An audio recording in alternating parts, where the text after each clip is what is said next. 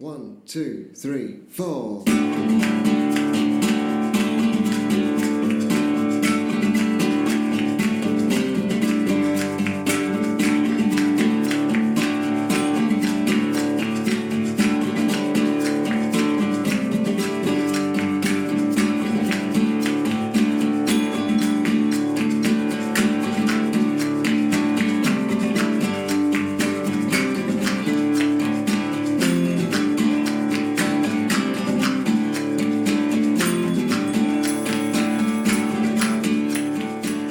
Thank you for downloading Scuba Confidential. Hello everybody, thanks for downloading Scuba Confidential. So thanks for downloading Scuba Confidential. We're back. Hello. Right, on the back of that, shall we do crack on with the show? Pleasantly surprised to receive a nice email from a chap called Josh Collins, who's based in Sydney, Australia. Hi, Josh. Hi, Josh. Good day. G'day. Crocodile Dundee in the corner That's over me. there. People listen to us. That's two. There's two people. There's two We're people now. inspiring people. Isn't it amazing? Careful, we're teetering on the brink of using the J word again here. Oh, yeah. Easy. All right, We're steady all on on. a journey, Marcus. Oh. Jim and Ellie, if you're listening, do really, really well, and really talented instructors who are making big strides at the moment now, teaching with students. That's going to be fun having them in the water up at Stony this year. I think so. I think it's going to be good, and there'll be a lot of students who'll be very lucky to have them teaching them. I think they're really developing nicely as instructors. Jim was my dive master when I started. Was he? It's his fault, is it? It was, actually. Yeah. It's actually, sorry, Jim, it's all your fault. All your fault. Yeah. And I like the technical phrase. Was it hoof it? Huffits, yeah. It's word of the day. Is that in the Paddy manual? Listen and learn. I think it's in module 1, Ian. If you check your manual, I'll yes. have to check. In my book it is, anyway. There you go. Spread the word about diving. And also spread the word about a good diving podcast as well. Naturally. Of course. I can't. Can you think of any? I'm scratching my head here. But I think there's one called Scuba Confidential. no, those clowns. Excellent. That's what we like. What we also like is Lou with the news. 2 Australian universities have developed an underwater robot that could help turn the tide in the struggle to save our reef system. Oh, cool. So, as we know, reef systems are under threat worldwide, but particularly in the Australian area, whether it's due to overfishing or too much boat traffic, pollution, various reasons. So, and these 2 guys have, or 2 universities rather, have developed a briefcase-sized submersible dubbed the larval bod. I'm glad you said that. The larval bod. We're all glad Lou said that, and we didn't either. That's why Lou does the news. Put the teeth in. And it's designed to basically move, Right. brace yourself in, Yep. autonomously, along sections of reef that have essentially been damaged, and the robot will basically implant... Sort of walk along the floor. Yeah, kind of, cool. yeah, or just scoot along. So it won't be damaging the reef, obviously it's just going to sort of scoot along. And it's basically going to sow seeds with microscopic baby corals. So it's going to basically go along the reef system and just drop these I wish our listeners could see her I'm quite animated, yeah. animations going on. Waving her hands around like a Thunderbird. I am the robot. If we release this in 6 months' time, and the news items are out of date, you'll have to kind of bear with us on this. Hopefully we can seamlessly slot it in somewhere. Innuendo alarm. Innuendo alarm He's for off. that one. Look out. And we he's only off. just started. I know. So normal services resumed. There's also going to be a 4th voice on this particular episode of the podcast, who we'll introduce a little bit later on. A special guest. Oh, I excellent. know, a special guest. Why can't you introduce me now? Do you know what? As soon as we invited you on, I thought you'd go jumping in He's like keen. that. He's keen. Hello, evening. So you may have heard the dulcet tones of a good friend of the podcast, Duncan Baldwin. And I suppose another good reason to look after them is for the ecology side of things. Is that obviously they're now marine life living on these wrecks, and that should all be protected as well. Like most most vessels or shipwrecks that have sank, they do become like a natural, an artificial reef. Yeah. And for example, if you're diving around the bow of one of these ships, they're covered in anemones and dead men's fingers and all sorts of sort of soft corals. Men's fingers. Yeah, I've opened a can of worms here with Ian talking about Scapa, haven't I? I should have had this brief news item is turning into an epic where I teach him about Scapa flow. Someone's left their fingers there. It's a type of wildlife. Yeah. We'll put a picture up on social media for you, Ian. Anyway, Louise.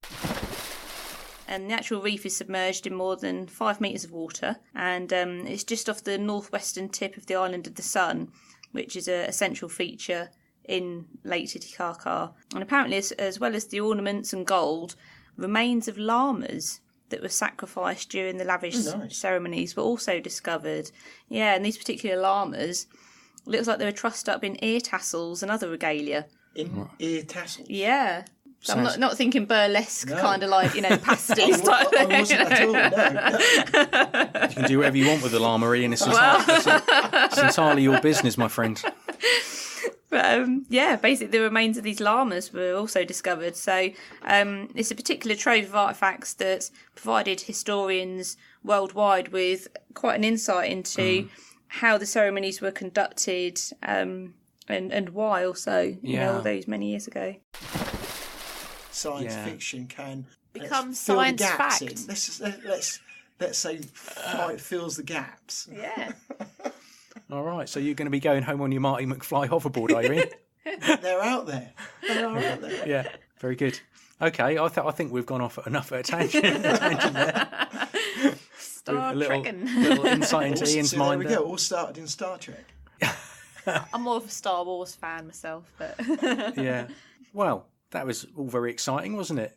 I think we'll wrap up the news there. and that's the news. That's the news. So welcome back to Scuba Confidential, Samantha. Nice to have you back on the podcast. How are you? I'm good, thank you. Thanks for inviting me back. No, it's a pleasure. Also with me is Louise. Hello. So I've got a few fun little figures that Have I you? found. Good Lord. And it was like top 10 things that you're more likely to die from than like shark attacks. It's a nice cheery thing for the podcast. Yep.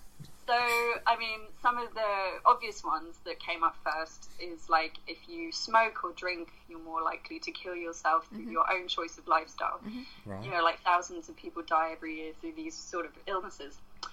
You're more likely to die from a vending machine falling on you than being killed by a shark. You're more likely to die falling over in the shower than being bitten by a shark.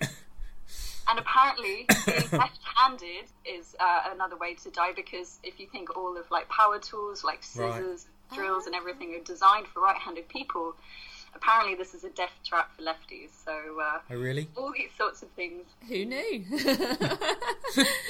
These are interesting facts. Very good.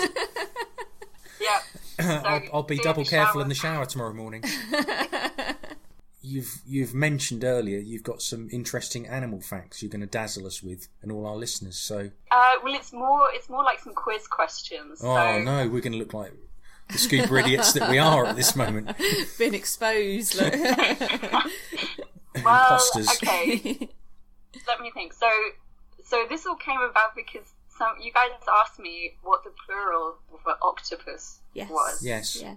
This is something I read about for a quiz because it was quite hard to find the answer. A lot of places, so people would say octopi, octopuses, and I think in the English dictionary both are accepted. But octopus is a Latinized Greek word and not a Latin word. And so because of that, it should be octopodes. Oh. Oh, really? Which I never have thought of. No. Octopodes. And also doesn't sound as cool as octopi. No, it doesn't. It sounds like a second-rate indie band. Yeah. Very good. Okay. Well, that's cleared that one up. What else have you got? Okay, I've got 3 small questions. Okay. So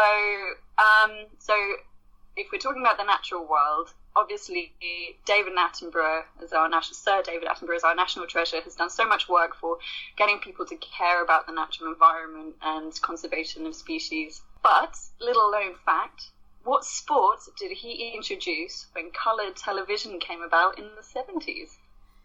To TV. He brought it to TV and he introduced it. I'm gonna have a. Can I have a guess? Go on then. I think it's snooker.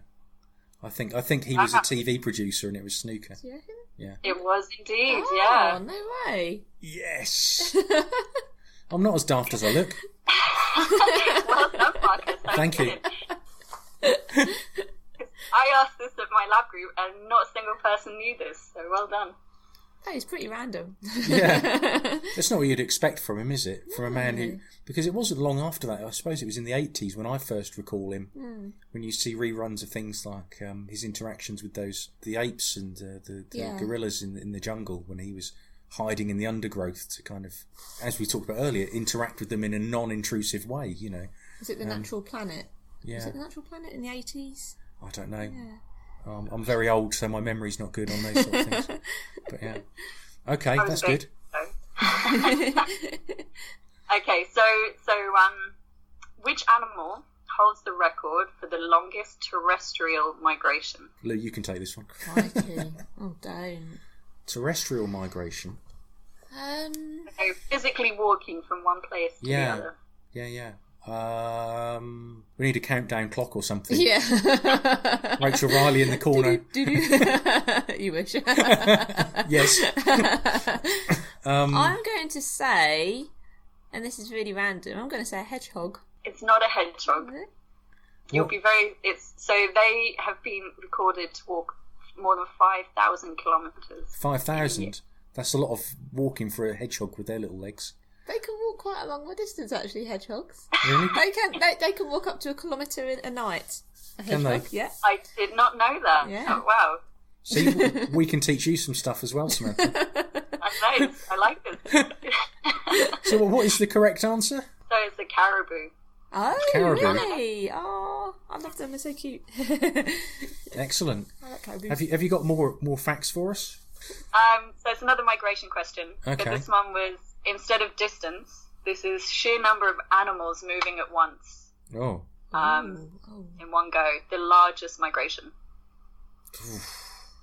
Now this is a sneaky one. You're not going to give us any more clues than that, are you? Is it some species of geese who are migrating, as in something airborne? It's in the ocean. It's marine. Is it? Oh. Sardine run. Is it sardines? It's not. It's smaller. Oh. Is it?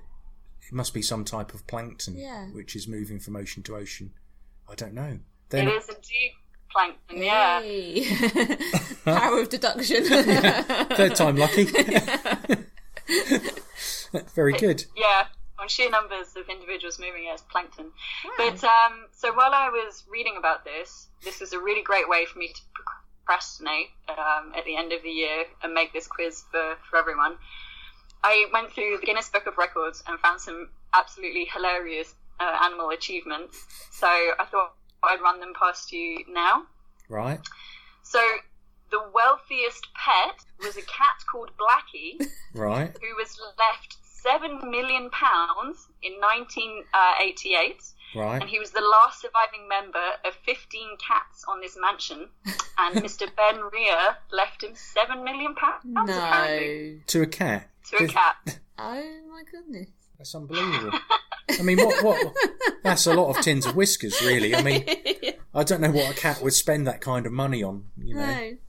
But Probably like knitted mice eating and- fresh tuna. Yeah. Gold collars and yeah, very good. How many more have you got for us? What's next? I'll give you one more. One more? Because this one I found this one very funny.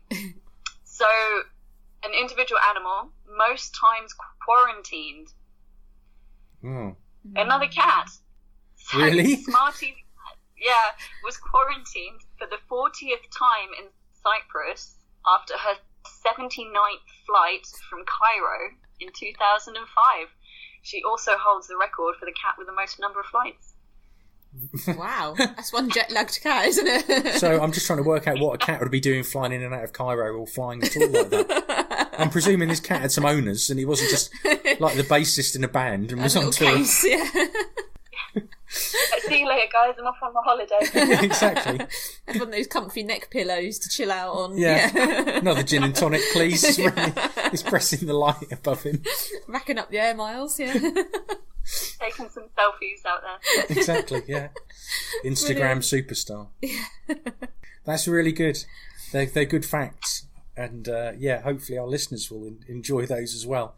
They'll all be telling their friends at the coffee machine the next day all these facts, as if they're highly Not highly the vending intelligent. machine, though. Be careful of the vending machine. Vending machines are deadly. Yeah. Stay away from them. It's a bit like having one of them one-zip suits and that, really. What the on dry earth suits. is he on about? Well, you know the one you get the zip from the zip from the front, and there's only one person who can zip you in. Well, the whole point I'd go for a zip at the back is that you get your buddy to zip you in. It's that whole bonding thing, isn't it? No? Have you got some fetish about being dressed, Ian? Yeah. Just as a little aside, the zip isn't at the back because you want someone to zip you in. The zip's at the back because it's less stressful for the zip and it helps. But when in I was construction. looking at my suit, you can hire the zip at the front, which you can do solo. Man alive, where are we going with this? But when I bought my suit, I think, well, I don't need to have that zip at the front because I'm always going to have a buddy. The whole point of diving is a social thing. I'm going to be Unless you're a diving solo with or them. tech diver. Yeah, but then I'm going to have a buddy anyway, so because I won't be going on my own. Yeah. So I'd always get my buddy to zip me in, get nice and comfy. Well, thanks for that little aside there, Ian. It's Just thought I'd add that in. brilliant. The Blue Lagoon. So Yeah. what's the Blue Lagoon? The Blue Lagoon is a geothermal pool, so Okay. it's a spa essentially. It's not one of Ian's DVDs then? No, well, it might be. Who knows? But yeah, it's a separate place. So it's basically a geothermal pool where you can go and swim around in normal swimwear, Okay. and it's about 36, 37 degrees. So Oh, okay. yeah. So that's a nice tourist site if you're thinking of going to Iceland. And yeah, they do have sex police there because quite a few people get amorous in the Blue Lagoon. No, there's a and, job title. Yeah, so you get these guys just stood kind of at the side of the Blue Lagoon, dressed up in their full kind of Arctic layers, hats, gloves, boots, etc. And we were thinking, they can't be lifeguards. It'll take them 10 minutes to get changed and get in and save someone. And yeah, we learnt later that they are security. Sex police. Apparently. Who'd have thought it? Yeah, I'm not convinced getting amorous in Silver is going to work, to be honest. Yeah. You know, Two two-degree water. Yeah. No, I'm starting to feel quite queasy just thinking about it, if I'm honest. We'll leave that to the Arctic Char to get on with. Yeah. And stuff like that, and stuff like that, and stuff like that, and stuff like that. Did you see much at all? Is there much wildlife? Yeah, no, we saw. I actually got to see a couple of things that I've not seen before, which I was amazed by. I actually thought I'd discovered the world's biggest nudie bank. Nudie bank. Oh, okay. Not heard of a nudie bank? We don't want to go down that rabbit hole right now, Jim. Ian just heard the word nude. Yeah, so I thought I'd discovered the world's biggest nudie bank, but it turned out to be a sea hare, which I'd never heard of, never seen before. You've not come across a sea hare before? No, absolutely amazing. So I perhaps should have rephrased that slightly, but maybe. It's illegal, isn't it? So that was pretty amazing. But also a flying gurnard. And wow. I mean, if you've ever seen one of those with their blue fins, Yeah. wings, incredible. Never seen one before, so that was really nice. And that just goes to show, because you've been out there, I don't know how many times. In fact, you lived in Spain for Yeah, a I while, did, didn't yeah. you? So it's not like you're a stranger to those waters. And to see something after all those dives out there is just sort of underlines how varied and interesting diving is, you know. I seem to remember many months ago someone asking about the Dive Master course and one of us trying to explain it, the various things that were involved, and the person said, well, I thought it was just swimming around with people following your bubbles. No, we just look after the rear when we go diving. Quote of the week. Quote of the week from Ian looks after people's rears, everyone. It's true. When we're usually in with students, I'm usually at the back. Yeah, so So, one aspect of the dive master role is to help supervise students in a training situation. There's chapter 3 of the dive master manual, where you can do that. Lou's in tears over here. Sounds like one of your dodgy DVDs, Marcus. The Me? Weird Master. It's on the shelf next to Shaving Private Ryan.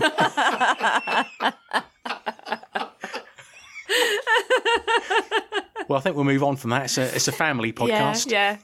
We're going to leave that. We're just going to leave that there. And in terms of cost, leaving to one side travel from the UK, what's the typical cost to go on a trip to Scurro for like that sort of 7 to 10 day itinerary? It depends on the cabin you're in. I'm presuming you had the very best cabin, Mr. Wade. We had the Emerald Suite. Did you? You know, people listening to this are going to think you two are a couple now. Yes, I lived in the living room, but I had the bedroom. It was like a perfect marriage. Kicked you out day one. Yeah.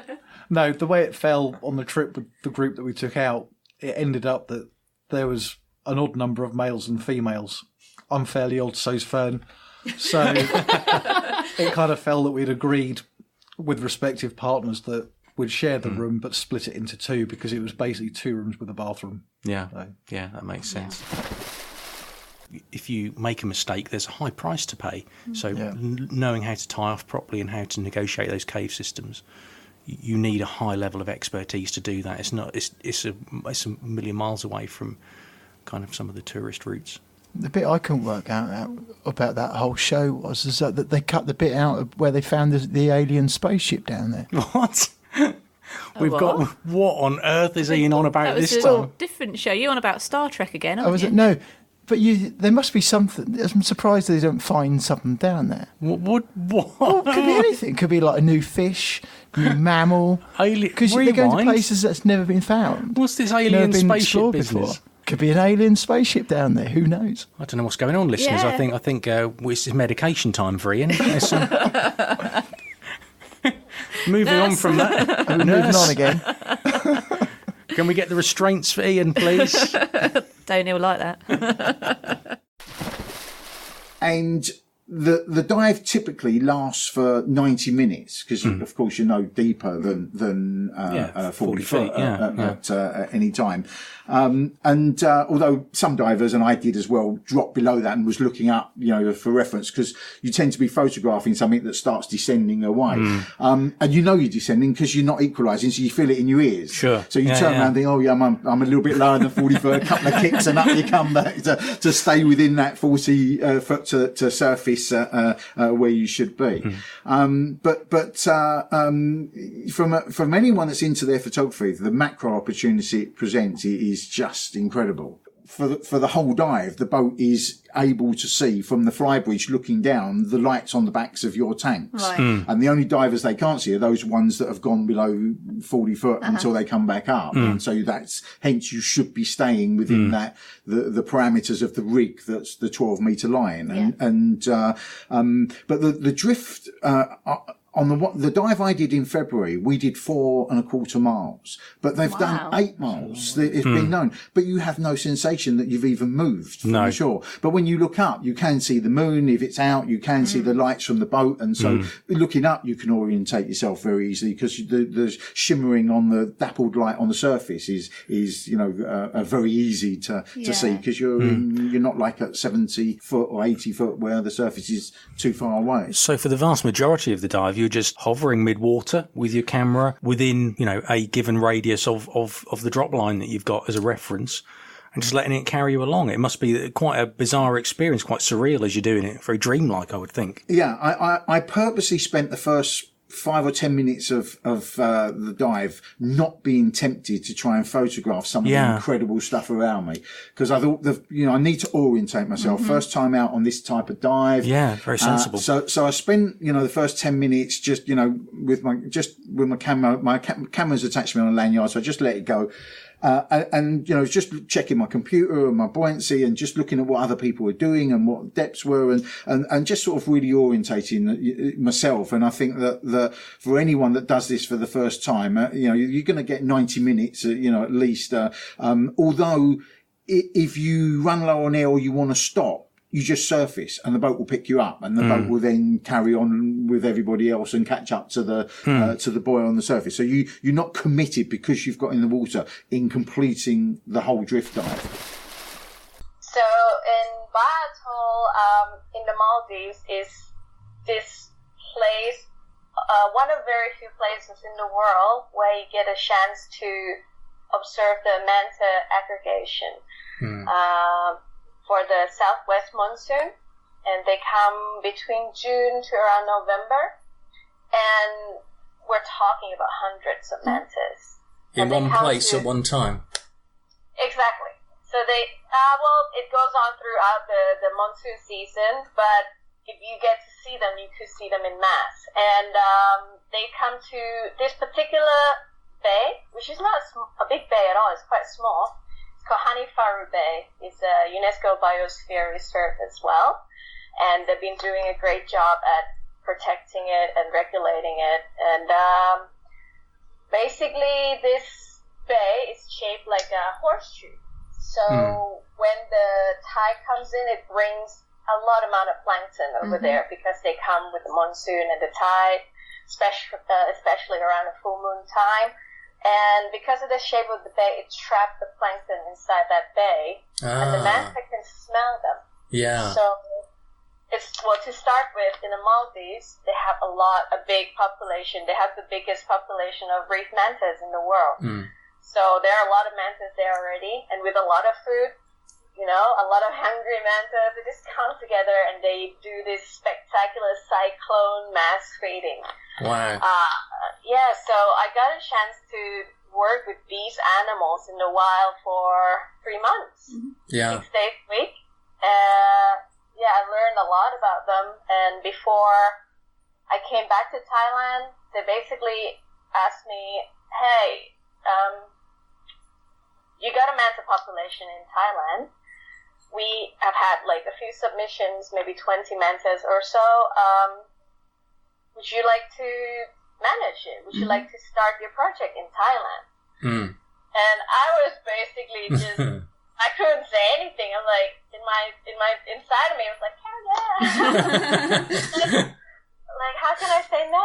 Like, I'm completely in love with the animals, and now that I gain a lot of knowledge being there for 3 months, and I was actually planning to start my career as a dive instructor in Thailand anyway when I was returning. I was moving away from Bangkok. So, and it's my home country. Yeah. How can I not try to protect what I have in my home water? So that's the start. It's a long story, but that's the start of how I started Thailand Mentor Project. Which is the first trip was actually with you. Oh, really? In the Similan. Yeah. So you taught me a lot about the local area, because before that I haven't really been diving a lot in Thailand, and my local knowledge wasn't that big. So it was really a great trip, and it changed my view. I was scared when I started. It was only me. Yeah. So I'm just this dive instructor girl who's been swimming with a lot of manta rays and know a lot about them, and now I'm starting my own project. And how are people going to take it? Like, who is this girl talking about manta rays? What does she know, or something like that? It's always been in the back of my mind because it was all new.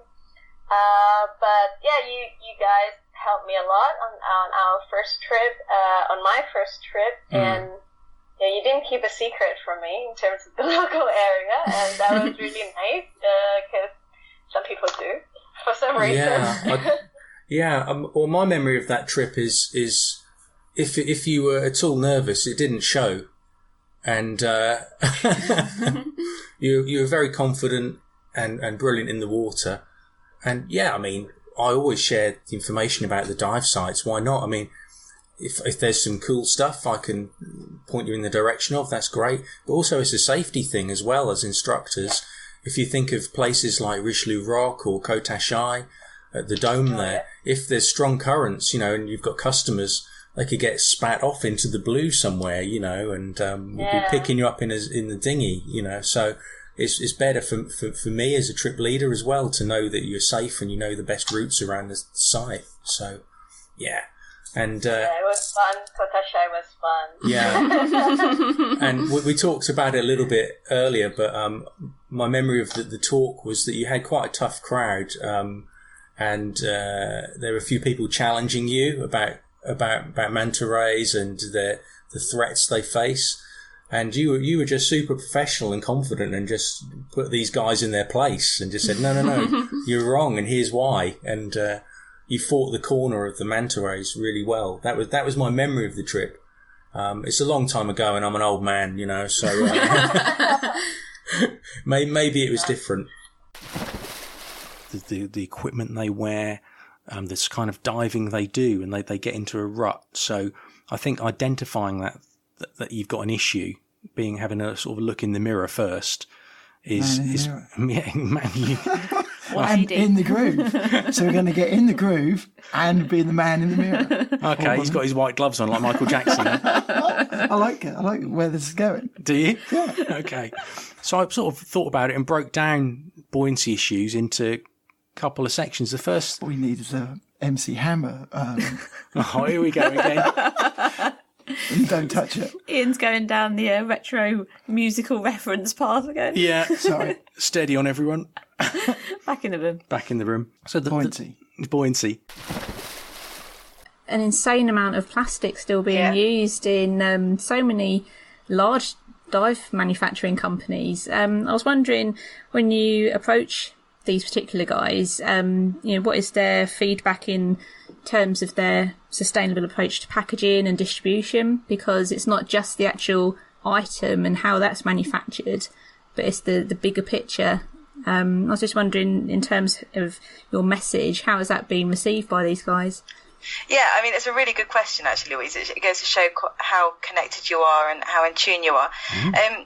We take. So I run a sustainable diving event at the Asian Dive Expo each year, and we get feedback from the industry, a broad reach of industry, about what our next focus should be. I mean, we also try and engage them and get them to change the way they're doing things, but we also say, what should we be doing next? And the big thing this year was manufacturers.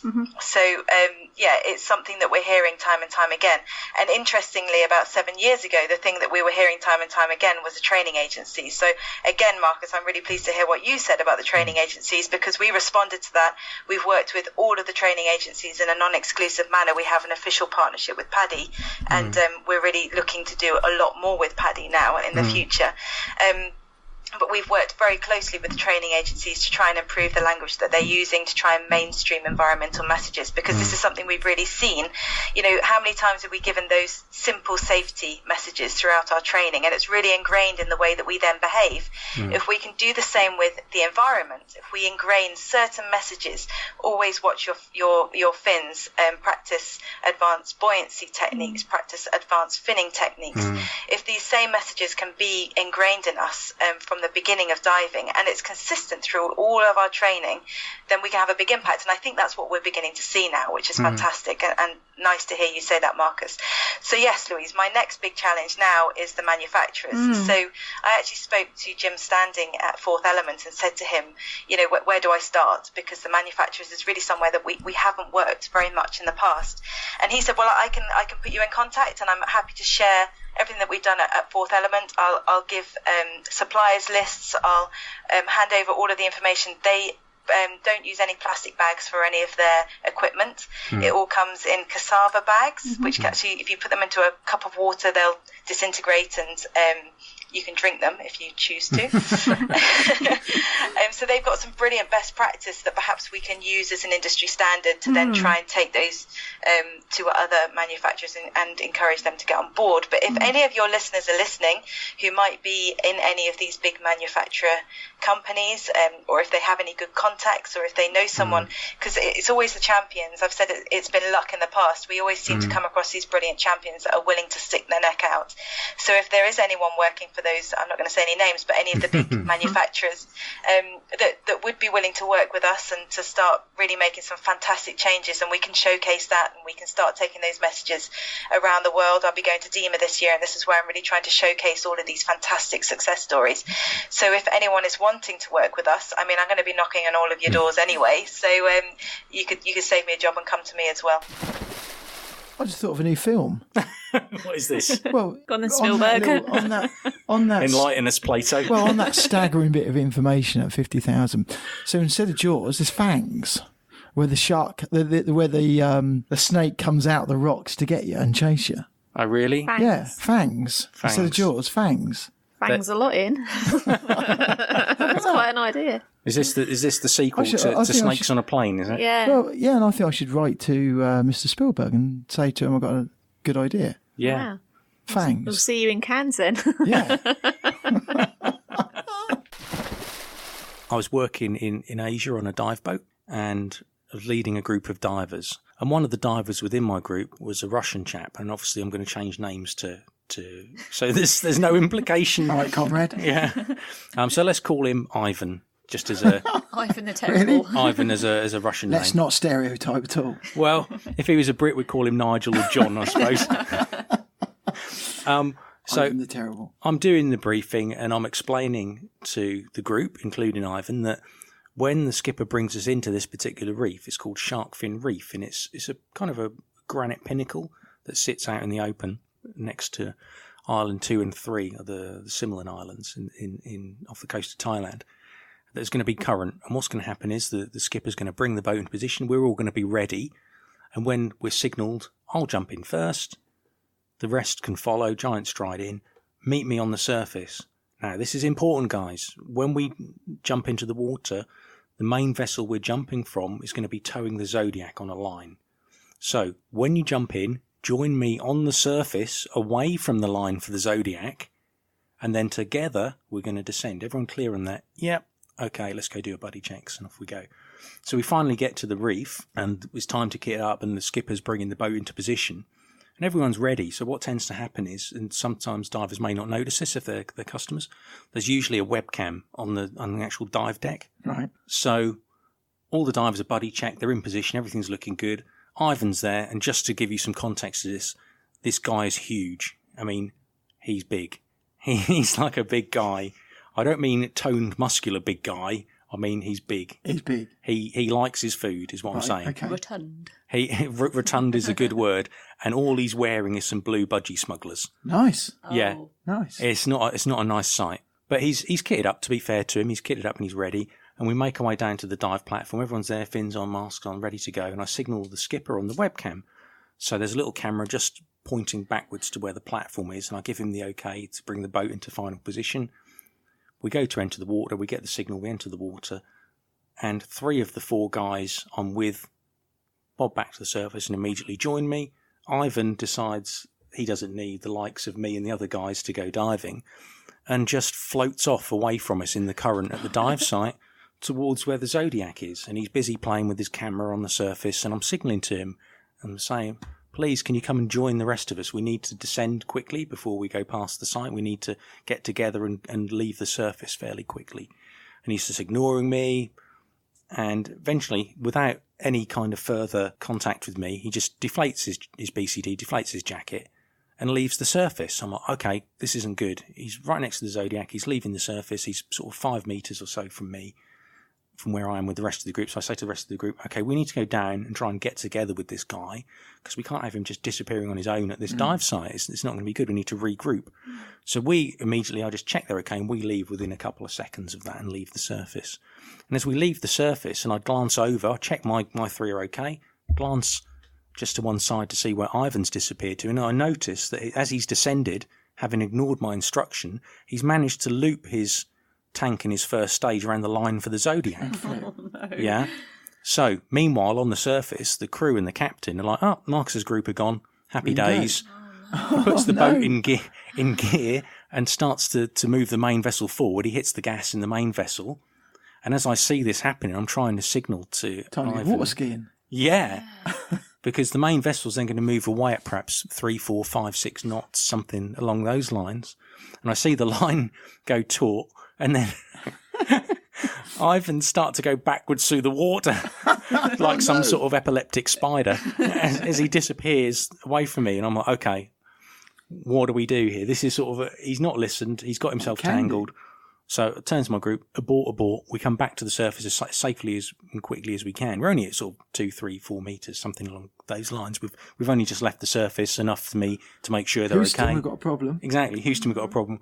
And then I get to the surface, give the sort of emergency abort sign to my tie crew on the back of the dive deck to stop the boat. And then we swim across and find him sort of 20 metres away, half into his BCD, where he's obviously tried to undress himself as he's being towed backwards, looking very, very sheepish. I bet. And the funny thing is, he stayed with us for the remaining dives on that trip. Yeah, he was slightly more malleable to listening to what we had to say. Sheepish. Yeah. Completely blew our minds. As soon as you drop down, wow, hairy frogfish, and it's the size, or twice the size of my hand, and it's just there, just sat chilling on the bottom. You turn around, there's a thorny seahorse right there in front of you. Pootle along for another couple of metres, and you've got a orangutan crab there, and it was just constant. It was just bang, bang, bang, just these amazing creatures. Crab. Have you not? Have you not? They're amazing. No. They're my favourite. One of my favourites. I had many favourites while we were out there. An orangutan crab. I'm quite partial to an orangutan crab. Couldn't eat a whole one. All right, so I actually had my very first macro experience in Tulamben. Okay, on the east side of Bali. Yeah. And I was a bit like, at that time, I was a bit like I think you guys are now. Mm-hmm. You're looking at this stuff and being just like, wow, this is so crazy. Yeah. It's so weird, but so interesting. Yeah. And then a few years later, I actually did my dive master course here in Lembe. Okay. Right? I spent a month here. I did 73 dives over the course of that month, and I was still seeing new things. In fact, I'm still seeing new things now. It just never ends. Yeah. That's the magic of this place. But during that time, just staying here, being here all the time, diving here, I got a feeling of what life would at that point in time would have been like should I have ended up here working here. Right. And I was just like, yeah, this is what I need to be doing. Mm-hmm. So you found your calling. Yeah. So about 7 months after that my dive master course ended, here I am. I used to do software consulting. Okay. I lived and worked in 7 different countries, and I've been all over the place. Yeah. And I was just ready for something different. I was just like, this is just kind of going on and on and on, and it's not rewarding for me anymore. So I wanted to change my life. So here I am. That's really cool. Going from somewhere where the only windows you have are made by Microsoft to being right on the beach in front of some of the best diving in the entire world. It's an amazing change. That's a huge turnaround, yeah. It's, as long as it's not Fangs the movie, then... No one did actually write in, did they? No. Or did you just delete them? You're still upset about that, I can tell. No, there was nothing from Scorsese or Tarantino, So Ian, I'm afraid. I was going to be in, sort of go to Cannes and, Cans or cans? Cannes as well. You can go to both if you want. No one knocking on your door yet then? No, not yet, no. It's back to the day job, I'm afraid. I'm aghast, yeah. No. What a shocker. Yeah. But anyway, on that note, just like to say, just remind everybody as usual to, if you do listen to us, please do remember to rate and review. Leave us a little review. It's a free way of supporting us, and you'll find us on all the usual social medias. We'll also be putting some photographs to bore you with as well. So Dave's taken some really nice photos while we're out in Lembe and Bunnicum. So he's a bit of a dap hand with the old macro. So we'll be posting some pictures on our social media as well, so you can see what we got up to. Excellent. Okay, I think that's it. We're done, aren't we? I think so. Alrighty, we'll see you next time on Scuba Confidential. Bye-bye. Bye.